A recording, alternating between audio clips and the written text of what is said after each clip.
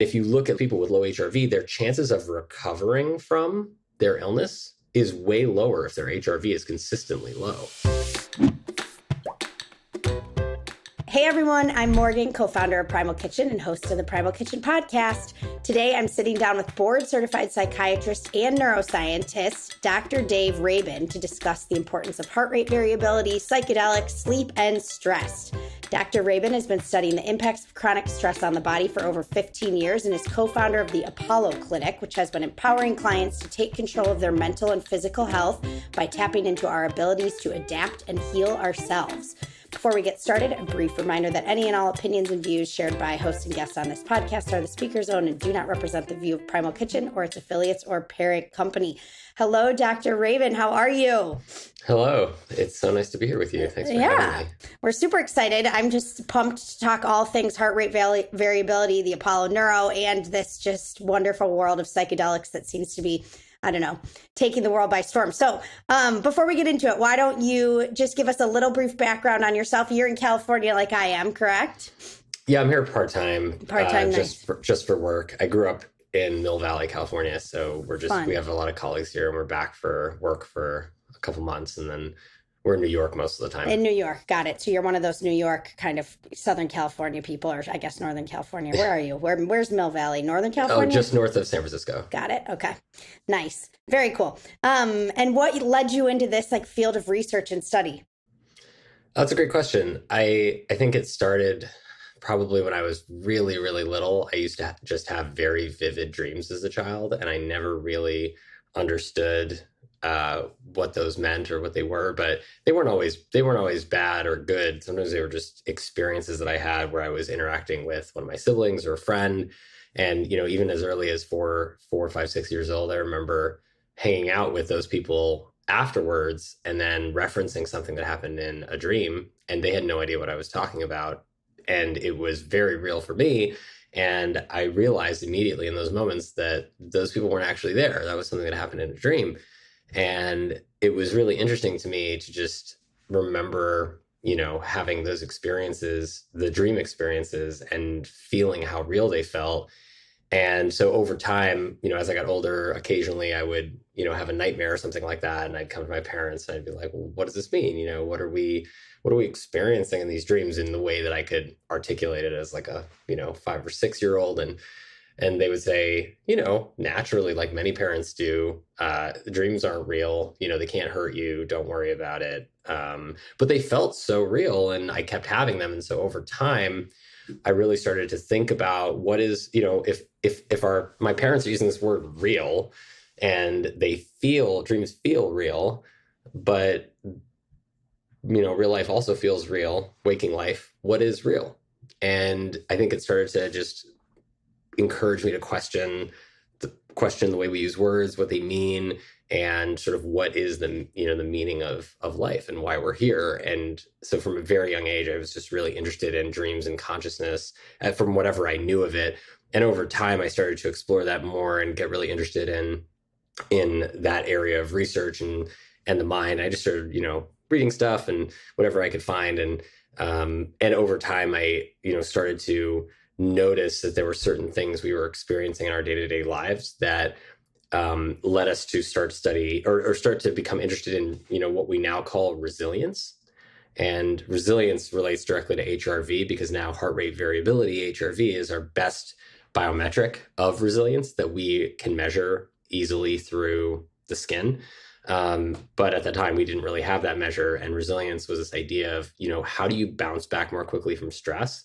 What is it that, because studying dreams is really hard. Studying altered states of consciousness is really hard, meditative states. And that didn't really also become popular until the last 10 years or so, other than through the field of biofeedback. And so as I started to look into this area, I started to look more into the resilience and chronic stress aspects and, what drives us to excel as human beings and really achieve something close to what we could consider our optimal potential or, fullest potential in this life, and what kinds of things set us back, and how do we make sure that we're curating and cultivating nourishing, environments that really help us to safely achieve those goals and realize them for ourselves.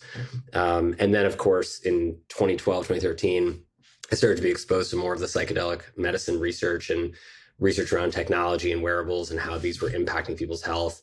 And then that led me into that research area and starting to look at how wearables and psychedelic therapy could help people with very severe mental illness like PTSD, and how we could leverage those tools to really improve the way we deliver care.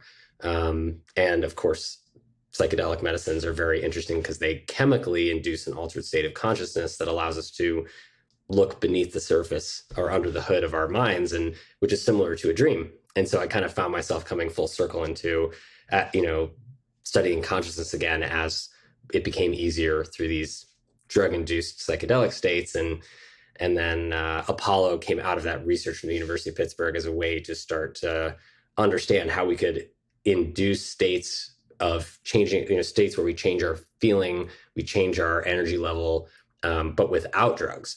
And how do we tap into some of the ways that we think psychedelics are working to give people some of those benefits on the go, just using technology. And now here we are. So cool. So many questions. So heart rate variability, how do you measure it? So the main way to measure heart rate variability is, first, heart rate variability, for those who aren't that familiar with it, because it's a term that is often confused for people because we don't have a lot of education about it. Even in the medical world, I didn't really learn about heart rate variability until I was reading about it on my own. It's not used that much as a measure in the clinic or in the course of seeing patients in most specialties. So we didn't really learn much about it, but what it is it arose from the field of biofeedback, which is where it's like the original system that measures the impact of meditation and then trains the body to enter meditative states more easily through breath. And the way that works is you connect, this started in the 60s, and you connect your heart, your body to an EKG, electrocardiogram machine, which measures heart rate and heart rhythm. And then with the little blips that you see, that we all know. And then you connect yourself to a respiratory monitor, and you'd watch on a screen your respiratory pattern, which is a slower rhythm, and then your faster heart rhythm together. And if you're asked to match those rhythms, even if nobody tells you how, within about 90 seconds, 95% of people match their rhythms, and they match them to about 5 to 7 breaths per minute. And that matching is really interesting because that it corresponds to a state in the body where heart rate variability goes way up, and even in a short time, as little as 3 to 5 minutes, heart rate variability goes way up, like 1.5 to 2 times what it normally is for many of us. And most people who do these exercises feel better. They just say, I feel calmer, I feel more relaxed, I feel less anxious. That often get mood benefits. And what's interesting is that the more people say they tend to get these positive feelings, the better their HRV is. So there's a correlation there between heart rate variability going up, and meaning as a measure of the quality of the function of the heart and the body's ability to adapt to stress, and positive feelings and emotions and control over how we feel. And that always kind of stood out to me because heart biofeedback is this old technique that has given us tons of data over the last 50 years and really discovered the meaning of HRV, which is the difference in time between each beat over time. So as that difference in time changes over time, our body is adapting to the environment. So for instance, if you have a low heart rate, and meaning like 40 beats per minute, and that means there's more time between each beat than if you had an 80 beat per minute heart rate, right? It would be 80 beats per minute is half as much time between each beat. And so if there's half as much time between each beat, then there's less difference between the time between each beat. And then, so as heart rate goes up, we know high heart rate on a regular basis is a negative correlate to health. It's a sign that if we have high resting heart rate, that our health and our cardiovascular health may not be as good. And that corresponds with a low heart rate variability. And when we're maximally adapted to stress, when we're trained for resilience, we're getting good sleep, we're doing our deep breathing exercises, our meditation, our self-care, and we're well recovered, and our body's in good shape, our HRV goes up and our heart rate comes down. And this is really interesting because this has become one of the most predictive measures of health and helps us understand when somebody's going to perform really well and close to their peak and when somebody's going to maybe need some time to relax and recover before they can get back to their peak. And when you say perform, do you mean like athletically or mentally or all of the above? All of the above. It's just the functioning. It's just the general functioning of the body. So it's a measure, and one of our first and most interesting and important measures of how we will respond to stress. So it's very predictive, which is really interesting. And it's not that there's a specific number necessarily that we want to look for. It's really about what is our normal heart rate and heart rate variability. Normally, are we like in the 20s to 40s range? Are we in the 40s to 60s range? And what is it at rest? Because at rest is when it has to be calculated accurately. And because everything we do changes HRV, literally moving, thinking about stress, thinking about anything, going to the bathroom, standing up, moving our arms around, this conversation, it's all changing our HRV. And so HRV has to be measured at rest, which is the way when we measure like a resting heart rate. So ultimately over time, as we start to measure that, we get a baseline, which is what we call the measure of what we normally are most of the time, and then we want to see that trend up over time. So that means that if we wake up one day, or we see that over a few days our heart rate variability is lower than our baseline, it's lower than it normally is, then that would suggest that we are not recovered and that we need more rest, and we're not going to perform at our peak. We're not going to perform consistently. We're more likely to make mistakes physically, mentally. There's been studies showing that people with low HRV athletes have a higher rate of injury when they're performing under low HRV conditions. They're less likely to win when they're starting in the collegiate level and NCAA. There's a lot of really interesting research on that. And then on the cognitive side, having a low HRV makes us perform worse cognitively as well and emotionally. So there's a lot of really interesting data there about how we can start to understand these metrics as a sign of our health and how to improve it over time. And so how does someone like me measure my heart rate variability? Is it more just like a resting heart rate measurement and my Apple Watch does this, or how do you measure it? Yeah, there's a few different ways. I think the most important thing to know is that the most accurate and clinically validated way to measure HRV, the way we do it in the hospital or the lab, is we do it with electrical leads on the chest and as an EKG over 3 minutes at rest. And that is the best way to measure heart rate variability. That's the standard of measurement. So everything other than that is prone to error and variability. So the Oura Ring that you see me wearing here, yeah, it's a great measure of heart rate variability. It's probably one of the more accurate ones because it has a really nice algorithm that waits for you to stop moving for 3 minutes or so and then starts measuring and then averages all of that over time. And so you get a pretty accurate measure if you look in the morning, assuming your ring is properly fit to your body, because if it's too loose or too tight, it will affect the measurement. If you change the finger you're wearing it on over the course of the night, it can change, or over the course of how you use it, it can change the measurement. So you want the consistency of the fit, of course, and you want the consistency of the finger that you're using to measure it on. But ultimately, if you do if you wear it on the same finger and you have the right size ring over time, you can see your HRV in the morning, and it will show you your average and your peaks at night. And you want your peaks to be fairly high, because getting high HRV at night is a great measure of how deep and restful our sleep is. And then during the mornings, we want it to, it's going to come back down to somewhere for most people between like 20 and 100. And we want to just trend it up over time. And the Apple Watch can do it too. But again, these are consumer wearable devices, so they have a little bit of error in them. And so, unlike the lab where I can measure your HRV in the lab now, and then I can measure HRV in the lab 3 minutes from now with very, very high degree of accuracy with an EKG, we can't do that precise measurement in the real world. And so what we have to do is we have to track it over weeks to months to get accurate data. So there's a grain of salt that we have to take with our daily data with HRV and with sleep metrics from consumer wearables. But as you track them over weeks and months, you can use them as really valuable tools to just trend yourself up and know when you're having a little bit of a hard time and you need to take a little more time to recover. Interesting. Okay. And so what does the Apollo Neuro do? Well, so Apollo Neuro is a wearable that you can wear anywhere on your body that gives the benefits of soothing touch to the body through sound waves. And what's interesting is that when we were studying HRV, we realized that people who have PTSD, especially on the more severe end, and people with depression and anxiety disorders oftentimes, and other things like insomnia and chronic pain, if you look at the literature of these people where they've actually studied their HRV, it's almost always low and lower than other people in the population. And if you look at those people with low HRV, their chances of recovering from their illness is way lower if their HRV is consistently low.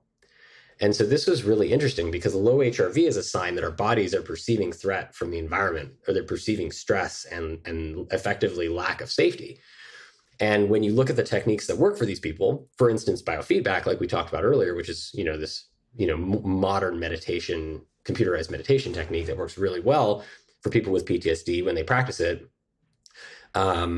we see HRV go up and we see symptoms go down. So there's clearly a correlation between HRV and how good we feel and how likely we are to recover from certain, if not most, mental illnesses.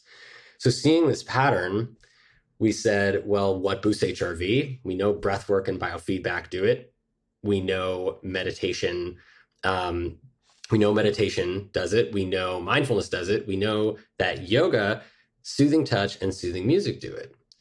But almost all, and psychotherapy, like just having like probably good empathic experiences with somebody who's just listening to you non-judgmentally will do it because it helps us feel safe. And so what if we could, so we started to think, if all of these things are targeting the same safety pathway, and then of course I did my psychedelic therapy trainings as well and realized that those medicines are molecularly amplifying the safety pathways in the brain. So, but they all require help and they all a lot of work to practice these techniques, right? Psychedelic medicines are expensive, requires 2 therapists. They're not all legally available yet.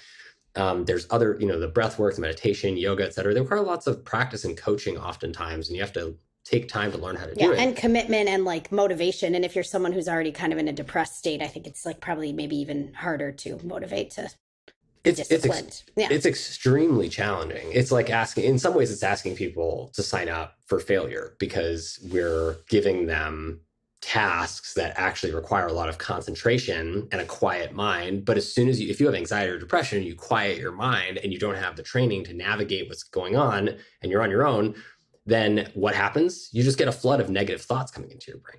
And then you're like, well, I don't want to meditate anymore. This doesn't make me feel good. Yeah, I can't do this. I'm terrible at it.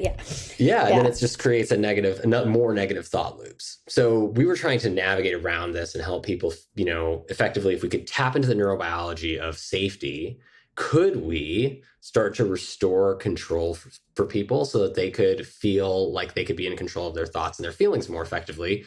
And we figured out that all of these techniques I just mentioned to you do it, but they have to be they have to, they require attention or time or a lot of effort. And music and touch don't really. And that was really interesting to us because music can reliably change the way we feel pretty quickly. Just like a hug or somebody we like holding our hand on a bad day. You can get into your car, you can walk into a room when you're stressed out. And if you hear your favorite song playing on the radio and the ambiance is right, you will be almost immediately feeling better. That's really interesting, a really interesting effect.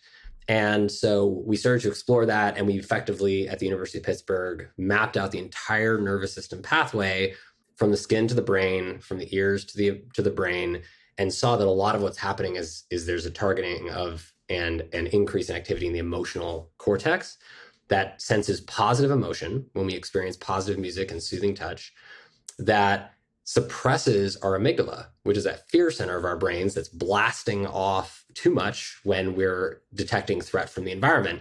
And our amygdala is like that reptilian brain that we call it. It's a very old part of the brain. It doesn't know the difference between emails and a bear outside our cave. It's just doing its thing. It's just like, hey, there's something stressing me out, so let's fire off. And so it requires a certain emotional regulation and training to teach us how to regulate that part of our brains, the amygdala, and tell it, hey, it's okay, bud, we're safe. We don't need to, like, this is just traffic. This is just emails. Like, we're not in a survival threat right now. So we don't need to trigger all of our survival systems to go off. And so in seeing how those techniques worked, we thought, well, what if we could create that in a wearable, right? What if we could take the safety benefits of soothing touch that you get from somebody giving you a hug, or our moms holding us when we're kids and swaddling us to help us feel better? And what if we could give that to people? And if we gave it to people in stressful situations, would they perform better? Would they perform cognitively better? Would they recover more quickly? Would their HRV go up? And effectively, what we saw in double-blind, randomized, placebo-controlled crossover studies at the University of Pittsburgh between 2017 and currently is that Apollo does, in fact, reliably improve heart rate variability within as little as 2 to 3 minutes in a highly controlled laboratory setting after or during physical or mental stress. And it improves recovery, and it improves cognitive performance up to 25% within 3 minutes, which is pretty interesting because 25% cognitive performance improvement is close to what you get with an amphetamine, and within just 3 minutes. And so you think about, like, the impact of calming the body under stressful situations is actually probably a lot more powerful than we ever necessarily realized. And so these studies that are now starting to come out in peer-reviewed journals are really interesting because this is the first time that we've ever had a technology that works for us. So you can just strap onto your body and it'll improve your HRV and our resilience for us, without really having to do much, just by tapping into this highly evolved sensitive touch receptor system that we have for safety. Wow. So interesting. That's crazy. That's like everybody should be wearing these things, huh? I mean, is this like only beneficial if you've had like PTSD or depression, or is this beneficial for just like the everyday person who has stress in their life? Yeah, it's definitely great for anyone who's struggling with stress or who has trouble sleeping in particular, or okay, so who's struggling. Sleep's a big one. Sleep's a big one. People have trouble focusing or trouble calming down. I think Apollo, it really helps with that. Apollo is really interesting because it's a transition tool. So it helps us adapt to change, right? Ultimately, what we see is that the most challenging moments that people experience during the day, whether you have a mental illness or not, that's diagnosed or not, is waking up, going from sleep to wake, and getting about the day and getting our brains and bodies active, and going from being awake to being asleep, transitioning from work to home, transitioning from stress to meditation. All of these different state transitions are really challenging for us. And so it doesn't really matter if you have a mental illness or not. And we discovered that because when we did our first clinical trials, you're always supposed to start clinical trials in healthy subjects, because people who are ill and struggling always, or not always, but generally want to get better a lot. And so that can introduce a variable that, confounds the results. So we start all our trials in healthy subjects, which is what most of the trials on our website currently are. And we have a lot of ongoing trials in mental health populations as well, for PTSD, ADHD, traumatic brain injury, and several others. But as we started to continue to test this and we made wearable prototypes, we actually wore it ourselves. We gave it to all our friends and family. We actually tested it on 3,000 people in the real world after the first trials completed between 2018 and 2020. And most of those people, I would say 90% of those people, did not have a diagnosis. And what was so interesting was that we tracked all those people's data. They voluntarily shared their information with us and how they were experiencing Apollo. And what was so fascinating was that most people who benefited from it, but who were not people who were sick. They were just people who wanted a little more sleep and they wanted a little more focus during the day. And those are the people who are drinking less alcohol because they had a tool, and they're drinking less caffeine because they have a tool that gives them energy.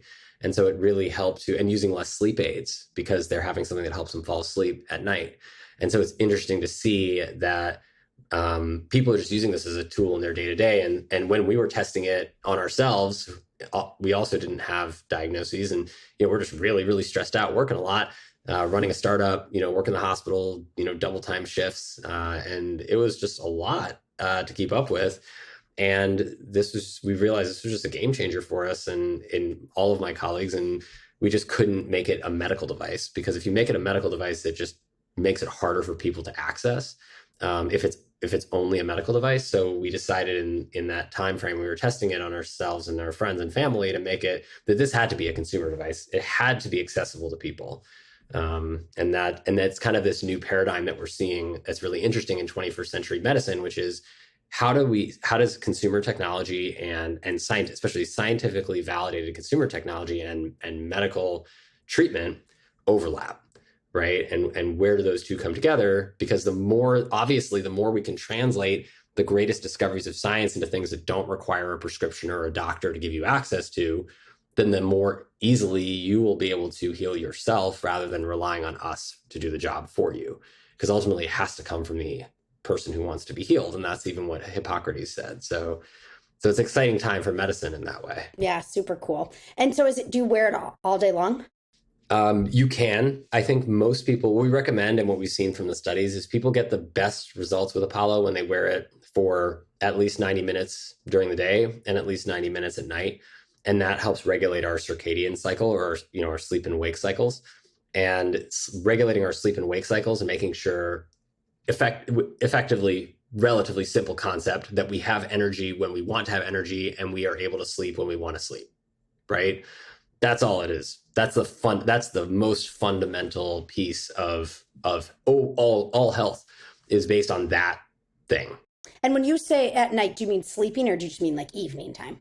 Both. Okay. And got it. yeah, and so what's really interesting about Apollo is you can just schedule it in the app, and it has 7 modes for all different energy states during the day.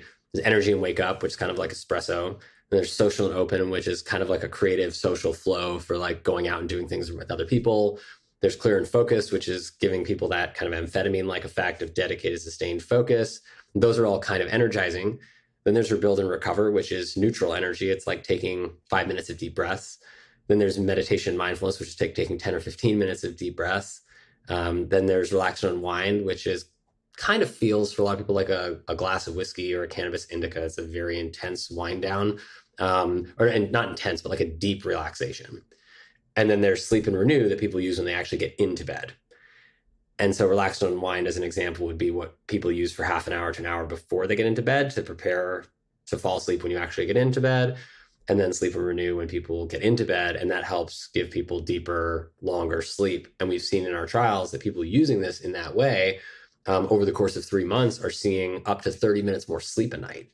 That's concentrated in deep and REM to the order of like 19% more deep sleep and 14% more REM sleep over 3 months. So that's as much benefit in terms of parasympathetic tone that we get from adopting a new exercise routine or a new meditation or yoga routine in the studies.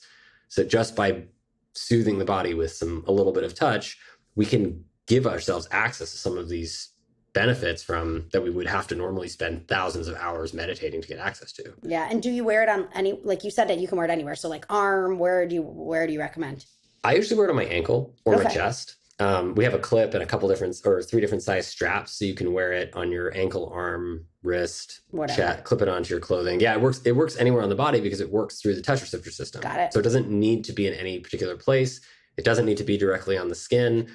It can be through clothing. As long as you can feel it gently, then you're good. Can I put it on my 2 and 3-year-old? My 2 and 4-year-olds. I mean, we recommend just, as any device that's small that you use adult supervision with small children. I mean, it's not that small. Like but I hear you. But kids will put things in their mouths. They will. They put everything in their mouth. Believe me. No one knows this more than me right now. I hear you. So interesting. I love it. Very cool. Parents love using it with their kids because kids are exquisitely sensitive to touch. They're actually more sensitive to touch than we are because they were closer to it, right? Interesting. And so a lot of parents are using it with their kids, not only in school to help them focus and function better, but also to wind down afterwards and go to bed. It's awesome. I was kind of kidding, but I'm fascinated that this is like a great tool. Super cool. Okay, so tell me about the world of psychedelics. What is going on here? What's the difference of microdosing? What are you seeing that's most effective? It sounds like it's similar kind of benefits to what some of the things we've been talking about, heart rate variability and your wearable, but give me the lowdown on the psychedelics thing. For sure. Yeah, I think it's again, also a commonly misunderstood area of research. Psychedelic medicines have been around for thousands of years. They've been used in tribal culture for many, many thousands of Like years. we're talking ayahuasca or what are Ayahuasca okay. and psilocybin mushrooms. So the Eleusis in ancient Greece, people were consuming these usually mushrooms or psychedelic plants that grew in the jungle of some variety. I lived in South America, side note, for a little while, for like 2 years, and my friends in Ecuador one night drank this tea. It was called like Floripana. I don't know what Angel's trumpet. Do you know tea made from? It's like a hallucinogenic thing. I don't know what that's like compared to other folks, but it was like, I didn't do it. I'm too much of a control freak. I wasn't like down for the experimentation, but it seemed like it was a trippy experience, I guess. Anyway. Yeah, that's another plant that has been used for those experiences by different cultures, over generations. But ayahuasca's maybe like the most famous one, or it's probably one of the more famous ones, but I mean that and mushrooms, right? Mushrooms grow everywhere, all over the world, in moist environments, and especially in cow dung. So anywhere there's cattle, there are psilocybin mushrooms, and that's really interesting because there's a lot of now evidence in neuroscience about how a lot of these plants and the compounds in the plants, like psilocybin and some of the compounds in ayahuasca and other psychedelic compounds that are more further away from plants, like ketamine, which is the only legal psychedelic in the US, are all working in a very similar way. And we didn't really know this for a long time because they're confusing, because they all have different molecular structures, right? If you look at all these different psychedelics, some of them look like serotonin molecules, and some of them look like DMT, tryptamine molecules, both of which are secreted in our brains. DMT is dimethyltryptamine that comes from our pineal gland.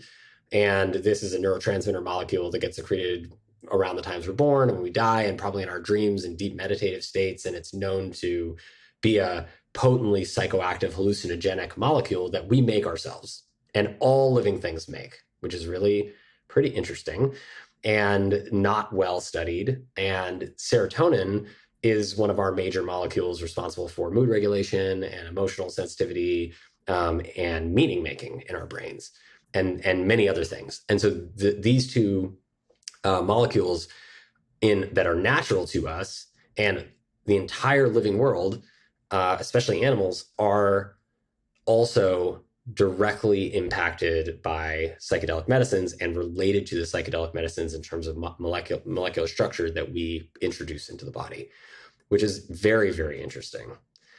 So why this is interesting is because all these medicines and molecules, no matter how they work, they are all considered to be non-specific amplifiers of awareness. So what that means is that we are normally aware of about this much of the iceberg that's sticking out of the water, right? And then and that's like the conversation that you and I are having right now. We're aware of each other, we're aware of each other's voices, our presence, maybe the audience, right? Where there's a certain amount of awareness and things we're paying attention to. That's like this much of the iceberg. But then there's like 100 million times more iceberg under the surface of the water. And we're not aware of that, because if we were at all times, we would be really, really distracted, and it would probably be very hard to have this conversation. And so what are some of the things that would be under that iceberg? I'm just curious. Like, it could be anything as simple from the feeling of your clothes on your skin that we tune out to the feeling of memories of childhood, right? To the feeling of thoughts of what's going on in other parts of the world, what our parents and family members might be thinking about us, anything, literally anything we've ever experienced in our whole lives gets stored in our brains and bodies. And then if it's not immediately relevant to our day-to-day lives, it kind of gets stored beneath the surface of the water, right? So when we meditate, when we enter into dream states, when we take a psychedelic medicine or enter into any kind of altered state of consciousness, what's happening is that surface of the water starts to become clear in different areas, and we start to be able to see through the surface to what's underneath. And we may not be able to get a whole picture of what's underneath, but we can start to see certain parts of what's underneath, and certain parts start to reveal themselves to us. And the reason why I brought dreams into this again is because psychedelic states are not unique to psychedelic drugs. They're actually states of just revealing our mind to us. And psyche means mind, and delos means to reveal. So we're really talking about entering into a state of mind, whether there's drugs involved or not, that reveal parts of our minds to us. So think about the surface of the water starting to clear in certain ways. We're able to look beneath the surface. And then all of a sudden, there's parts of ourselves that we become aware of that we weren't necessarily aware of before. Like, for instance, how some way that somebody treated me when I was a child, like first day at school, getting picked on, which happens to a lot of kids, could shape, and I've seen this in many of my clients, could shape the way we still think about ourselves this day over 30 years later. Yeah. God. And how that, are we even functioning, man? It's like so intense. I mean, it's a lot, right? But Yeah. part of it also reveals the true beauty of humanity to us in its entirety, because the reason we're still functioning is because we are evolved to be the most adaptive creatures on the face of the earth, other than the planet itself. Human beings are, our specialty is adaptation. I love that. I did not know that. Okay. Yeah, we have a lot of skills that we can be good at, but adaptation is the number one thing that we do best. And it's not just individual adaptation to our own self-stress and our own, trauma and challenges that we face in our lives. It's collaborative communal adaptation, right? It's how we overcome pandemics and droughts and fires and these dramatic threats from the environment to our survival, is that we band together and we work together to collaboratively adapt to and get through the situation. We would not have overcome any of the incredible tragedies that have happened over the last 5,000 years had we not worked together. And that's why all other animals probably became extinct from the similar challenges. We, on the other hand, have actually figured out a way to work together. And if you look at the brain of humans and other collaborative animals, like the higher order bonobo chimpanzees and animals like that, they have a particular part of the brain that's highly developed called the insular cortex, which has the parts of the brain for empathy, feeling what other people feel. That's the collaborative adaptation part. Introspection, looking inside ourselves and feeling for ourselves and sort of being able to self-reflect. And then interoception, awareness of the body, being able to feel and think about our own body, feeling our heartbeat, feeling our breath, being aware of those feelings. Those three stripes of the brain in the insula are the most highly evolved in us over any other animal for the most part. And that is, I think, testament to the fact that regardless of how good we may have been taught we are at adapting to stress, or collaborating with other people, or being able to use empathy as a tool, it's in there, right? We evolved this part of the brain. We're born with it by nature of being humans, so we might as well start using it. I love it. Okay, so where do psychedelics come into play?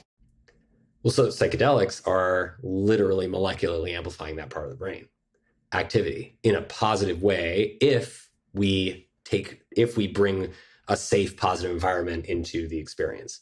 Psychedelics, again, are non-specific amplifiers of awareness. So if you bring disorganized thinking, if you bring a lot of fear or threat or discomfort or lack of safety feelings, or you're not in a safe environment going into one of those experiences, they can amplify that too, because they're amplifying your awareness of whatever it is that you're taking in, right? And so the reason why we spend so much time in training and learning how to curate a safe container, what we call a safe container for people to have whatever experience they can have on the healing journey, is so that when stuff comes up that might be uncomfortable or challenging from the past that they are re-experiencing in the psychedelic state, they feel safe enough to approach it and to not run from it and to not resist it. And that is where all the healing comes from. It's effectively just being safe enough to be vulnerable with ourselves.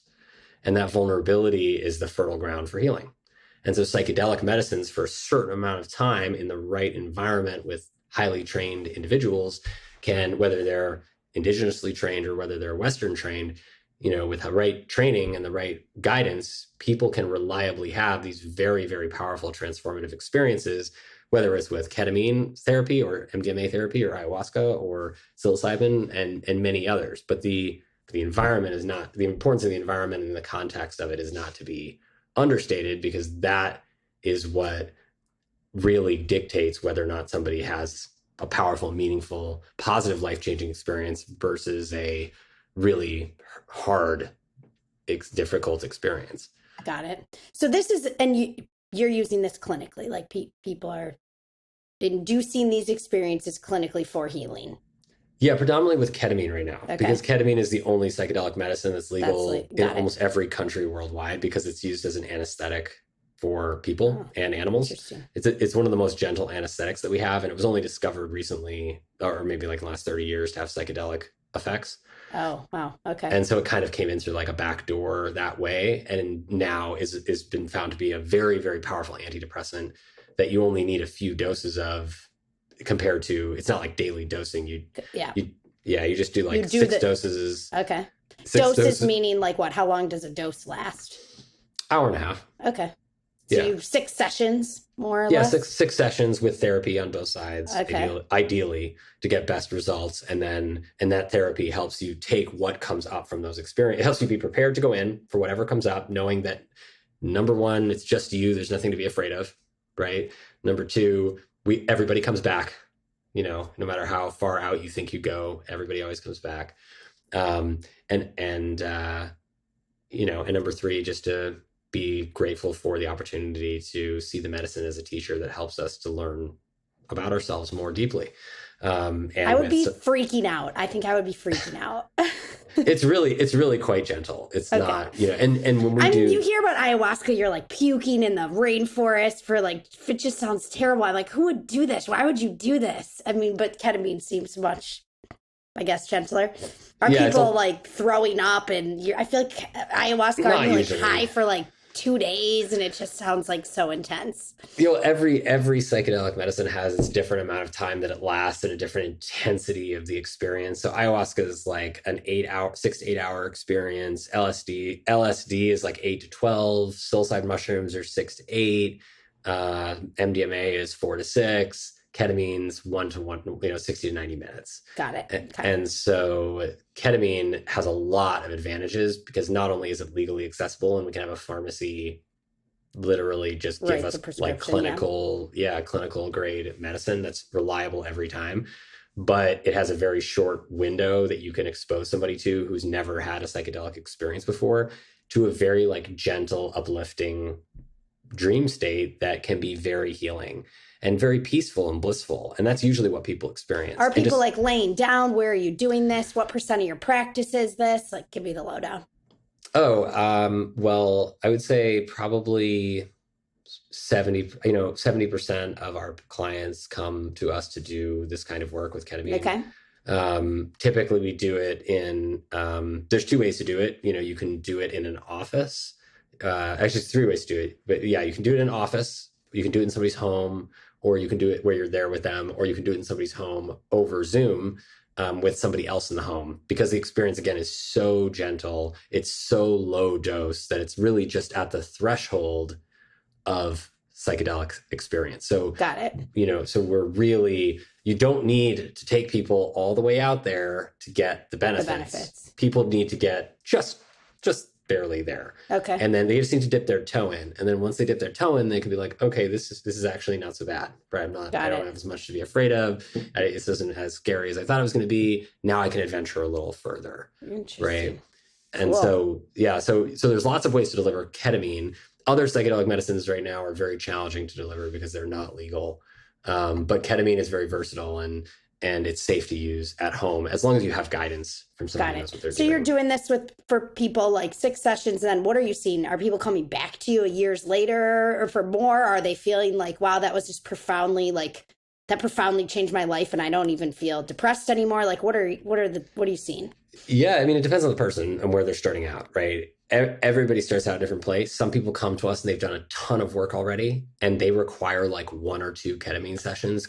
Meaning like psychotherapy, or what does that mean? Yeah, like they've been in therapy for years. They've been doing the meditations, they've been doing mindfulness, and they've been doing self-care, but they are just stuck right? Got And it. they're having trouble getting over a certain hump of their personal self-development.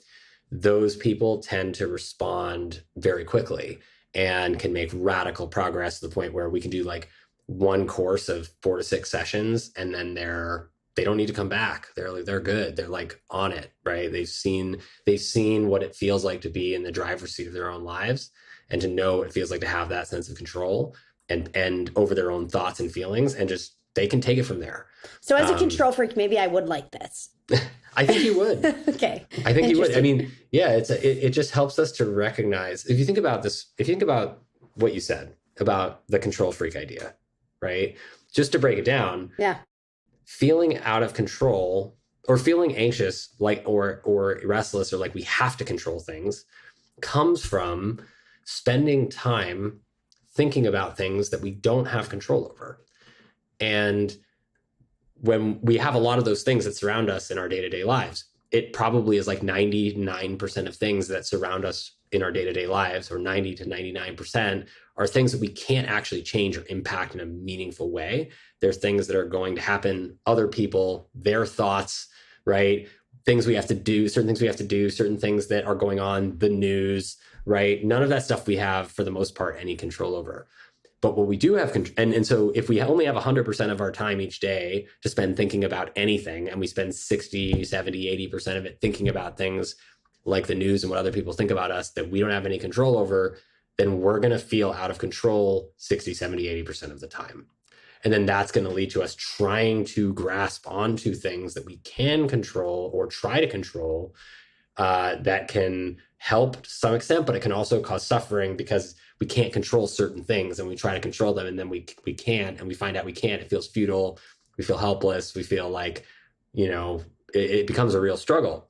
And so that's why the ancient practices of breathwork, meditation, mindfulness, movement, music, touch are so interesting, because biologically, psychologically, they are the things we can do to remind ourselves that we're in control. We can always control our breath. We can always control our movement.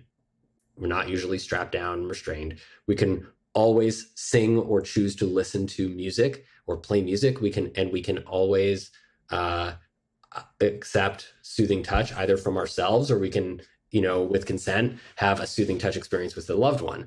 And those things instantly send a safety signal to our brains that reminds us that we're in control of how we feel in those moments, which then, by paying attention to those things more of the time, we then start to feel more in control, and our anxiety and restlessness and drive to control things in general just goes down, because it reminds us, hey, there's these things we have control over. Let's identify more things like that, and let's focus our attention on those things more of the time. Then we start to feel in control of our lives 70, 80, 90% of the time.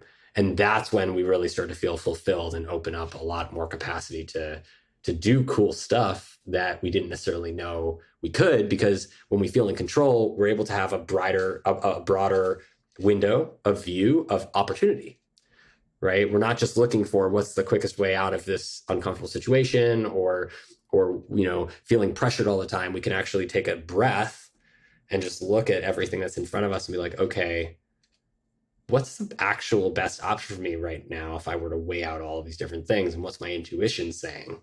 Right? Yeah. Way to tap into more of that inner knowing. Mm-hmm. Interesting. God, so this sounds like it would be really beneficial for like high performers. I don't know. I struggle, like you're saying this, I'm thinking like, man, people who are into like dieting, like I feel like that's just such a grasp for control. I see this with my kids. I'm like psycho. I'm like really trying not to be crazy, but like, my husband and I are like fighting over the weekend because I'm like, dude, like the sugar, and I'm trying to control like everything they eat and the whole environment. And it's exhausting. I mean, it's like, it's literally, it literally drains our energy. It's like an energy vampire. Like if you really want to think about it, like in a, like, I honestly think that's what the vampire metaphor is it's inviting thoughts into our lives, by paying attention to them that don't serve us or that we can't control. And when we invite those things into our attention by choosing to pay attention to them, they literally come in, and then they take over our consciousness and they sap our entire energy, because we can't do anything about them. So once we've let them in, we're just, we go down that cycle. They're just sucking energy out of ourselves. So we can take control of that at any time with the simple mindfulness practice of let's focus on things we can control. And then over time, our brain stops letting the vampiric thoughts in at all. But it takes a little bit of practice. We didn't get here overnight. We've trained to do these kinds of thinking exercises for a really long time. And that's why Apollo is so helpful, right? Because Apollo helps us without having to remember to do that. Apollo just reminds us for us that we can take control of our attention, how we feel at any time. And it helps to retrain our bodies, start to enter those states of peak recovery in just a few moments, and peak mindfulness in just a few moments that normally would take us a really long time to access. So again, it's not like an end all and be all for everything, but if you have never had success doing any of the techniques we're talking about today, and you've struggled with them in the past and keeping them up, adding Apollo on can dramatically impact how quickly we learn these techniques, because it gives you the felt experience of having a quiet mind in a stressful situation. And then all of a sudden getting there becomes a heck of a lot easier because you have a target to aim for. So cool. And do you see this like exercise? That's one thing that like kind of does the same thing. I look at like, I'm thinking about people like I work with, right? Like Mark, Rick, and I ran the company at Primal Kitchen, and we had, we grew fast. We had there's a lot of stress, right? But Rick, he's like the duck that's just floating peacefully down the river. Mark too. Mark doesn't get real, like, he's not like high and low. I was definitely the most probably emotional one on the roller coaster of this entrepreneurial journey. Like, I remember one time I was like crying in the parking lot outside after meetings.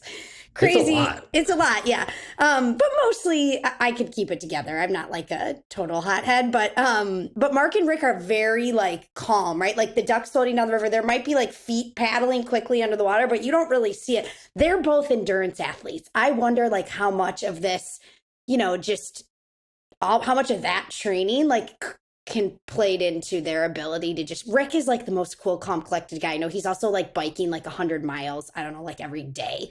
I don't know. I'm just curious your thoughts on that.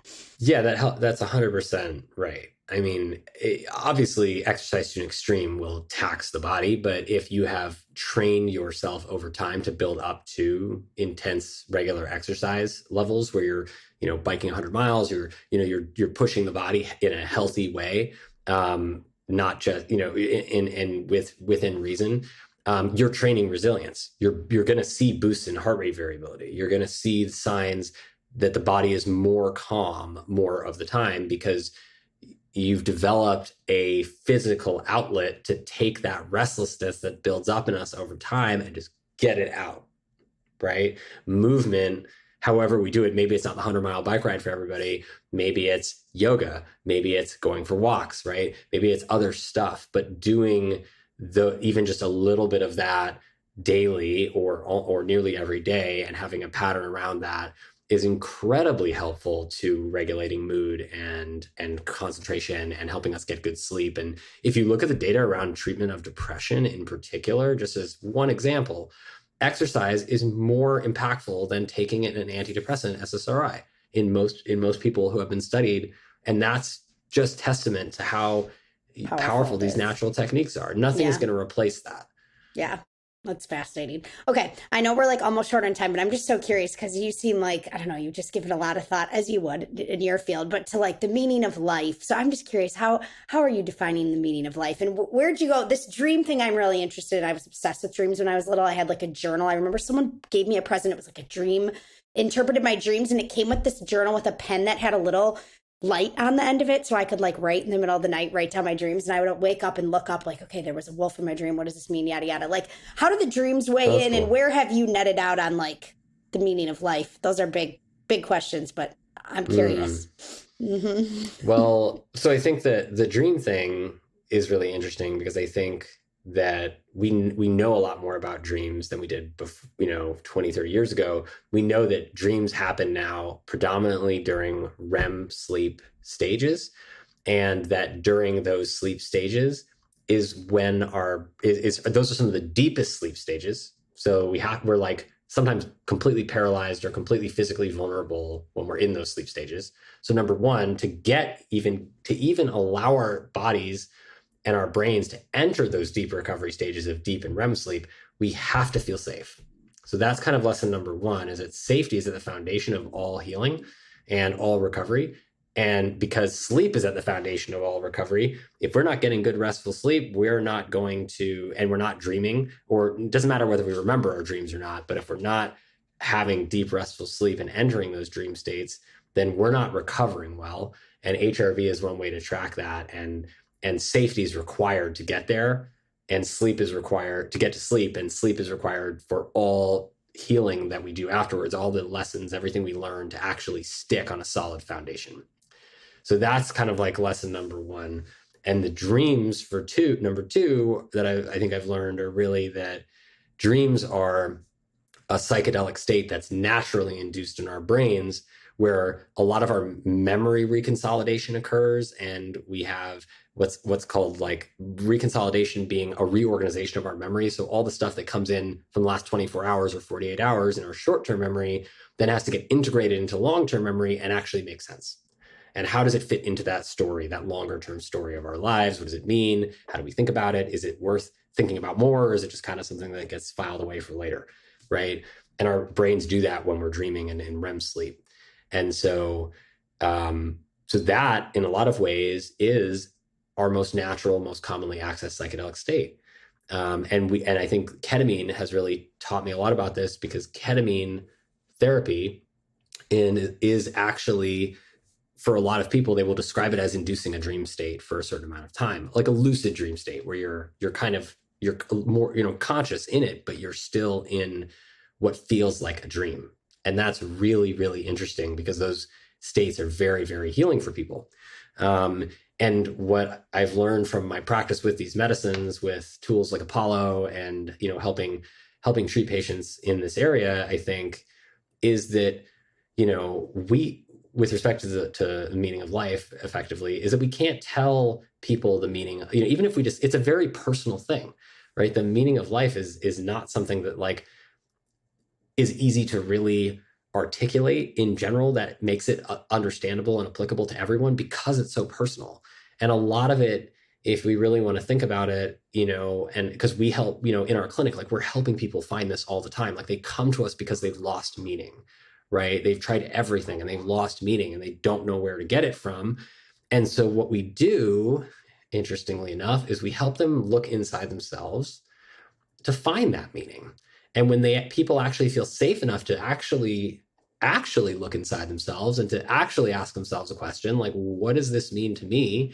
And what really excites me?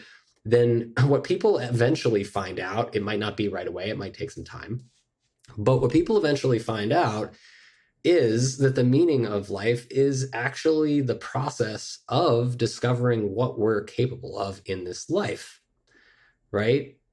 It's not that there is, and that's personal. So what you might be capable of in this life for you may be very different than what I'm capable of in this life for me.